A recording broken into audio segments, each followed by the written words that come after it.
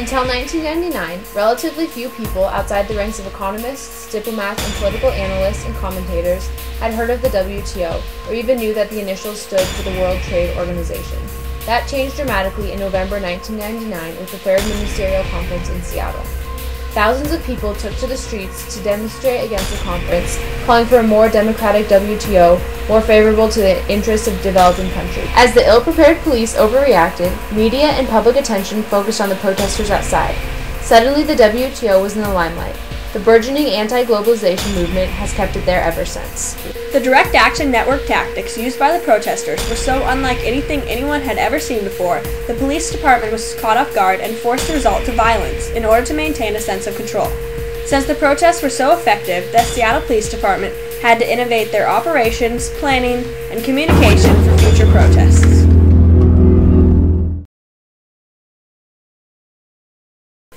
The WTO has tended to uphold trade practices that allow child labor, low wages, and environmental destruction, and justify these practices as being secondary to free trade. The WTO considers itself as independent of laws from the countries that it governs.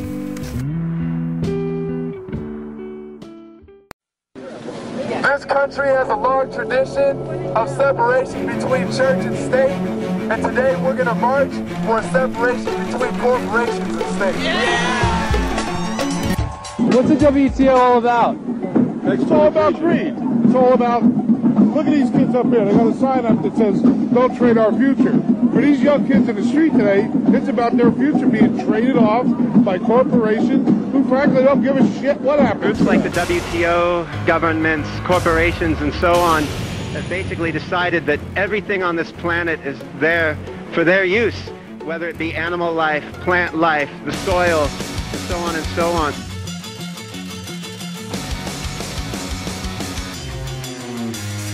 So what's going on here today?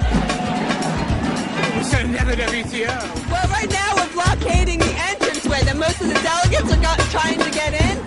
So we're literally trying to shut down the meeting. Every street that leads to the convention center has a corner blocked off. Basically, we're trying to shut down movement between here and the convention center.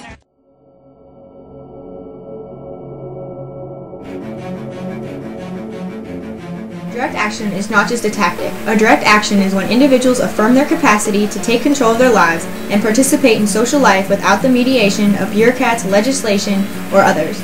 All over the world, the power of the people should not be underestimated. The Direct Action Network embraces the saying, soul force, not physical force. Therefore, they do not employ violent tactics. Its strategy has a focus on non-hierarchical organization, improved communication, and people's convergence using affinity groups and peaceful blockades. According to the Seattle Police Department's After Action report, it states that because of these new tactics, the Seattle Police Department had to create a team dedicated to track late-breaking developments in the event dynamics, and also ensure that a worst-case scenario is included in planning. The planning and preparation of these protest groups was very different from anything we've seen in this country. The Reconstruction Society, the Direct Action Network, huge variety of other protest groups did not have some centralized command for their demonstrations.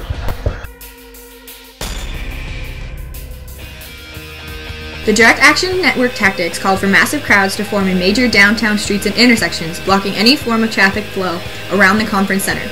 These small groups of activists, called affinity groups, largely contributed to the delegates being unable to physically reach the World Trade Organization's conference.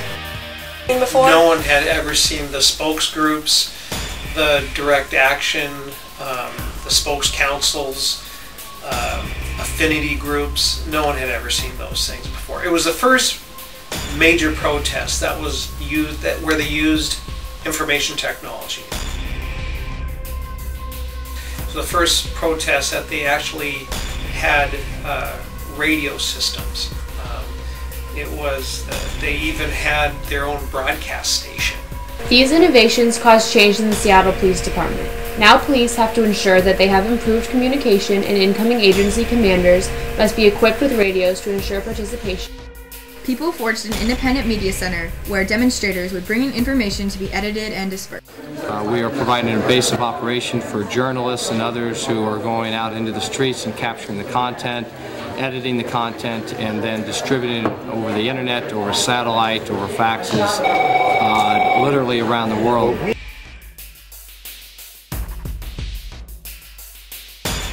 to heavy radio traffic, the Seattle Police Department decided that from now on they will assign a separate frequency for logistics operations. The Seattle Police Department will work with the community and media to increase the correct understanding of issues relevant to major events.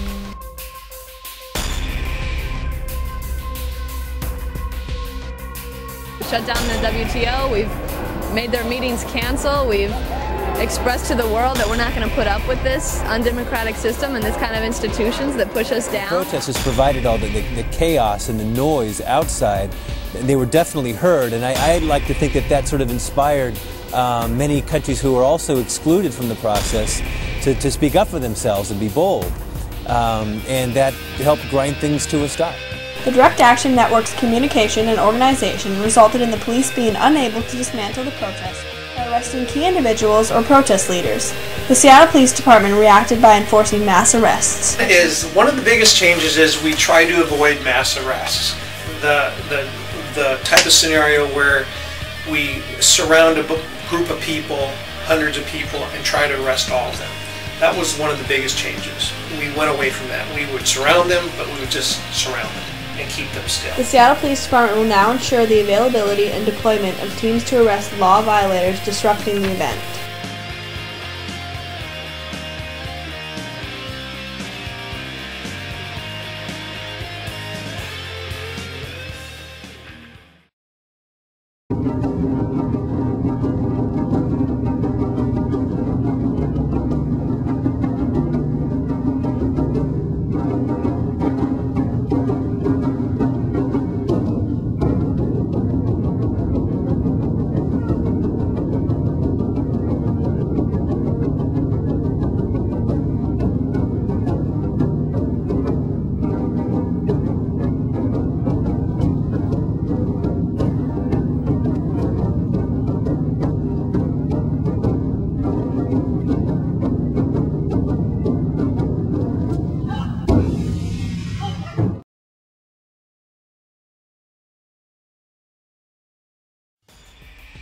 Consider it a fateful decision on day 2 to use chemical agents against nonviolent demonstrators.